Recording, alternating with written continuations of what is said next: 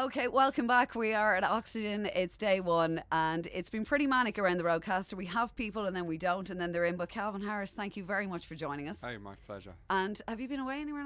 You're sporting a very nice tan, which you it's very certainly kind didn't of get you. in this country. No, I just got back from Mallorca. I did BCM last night. Very jealous. Yeah. So from BCM to rainy Ireland. Yeah, well, I love it. I love it. That's what it's all about. It is always. You get a great crowd in Ireland. Yeah, and for sure. Absolutely. And I don't know about you anyway, certainly from listening to a lot of the music that's around it in the charts at the moment.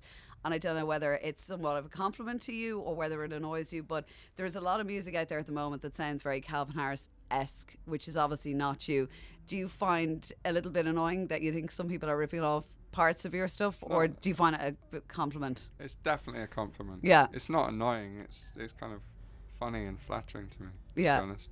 It's good. I like it. It is good. It's because when you first came out, there was nothing out that sounded like you, and now when I turn on the radio, I'm like, is that? And then I kind of go, no, it's definitely not. It's weird though that it's all based around one track. It's like one song Yeah. has spawned so much, like a whole genre. You hear so many elements of it in so many people's songs. Yeah. You're like, is that? Yeah, it sounds a bit It's like good you're not though. alone. I mean, it and- means that people must like it. You know, it must work in a way. And the current single, Bounce, with Khalees, I mean, great collaboration. And it's a lot heavier, maybe, I suppose, in some ways than some of the stuff that you've done beforehand. Yeah. And it's really, really good. And I mean, how did the collaboration come about? I met her a while ago. I met her when she did her last album, and I was going to work on it for a bit, and then it didn't really happen. But she was always kind of in my mind to do a song with at some point.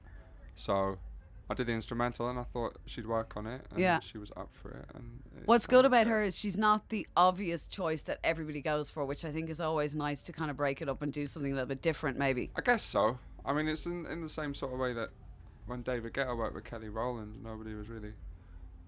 She wouldn't have been people's first thought in their mind, like. No, and then she absolutely smashed it, and the song was huge. So, I don't really think you need to work with the hottest artist around at the moment. If the track works and it's a good song, then that's all that really matters. And certainly, as we were mentioning there, your music has sort of got a little bit edgier, a little bit harder. Was that kind of a conscious decision for you, or is it just how it kind of came about naturally when you were in the studio? I never used to worry about how songs would be received in clubs. I never really thought of that ever when I made a song. So that's hard to believe. Being in clubs and listening to them, they work so well. I mean, the first album was like definitely not. The second album, I had sort of one eye on it, and now this, I'm just making it solely for clubs, but also trying to make it adaptable to be played on radio so that it doesn't do people's heads in. I know. So it's like that. A happy medium, if you can get it. But I mean, mostly in club sort of world, you know, like that's all I do now. I play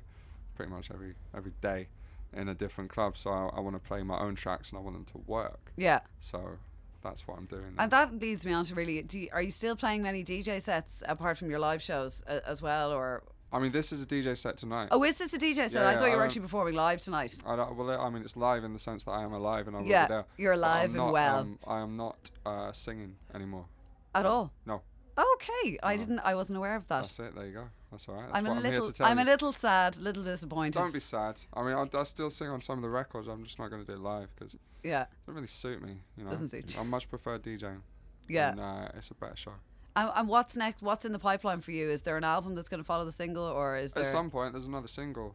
It's getting its first play, almost as we speak. Oh, really? On somewhere else. Somewhere else in the UK. In the UK.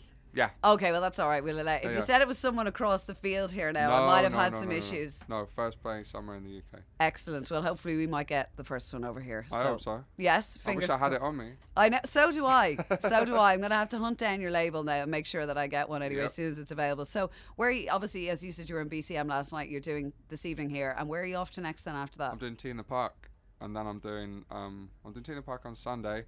And then Monday I'm doing Masquerade Motel with the Swedish House Mafia in brilliant. Pasha in Ibiza.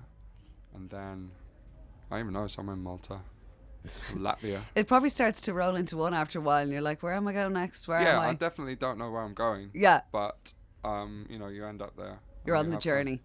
Yeah, for sure. Excellent. Well, Calvin, it's been a pleasure talking to you and I hope you have a great set tonight. Anyway, Thank you. Thanks for having me. Thank you.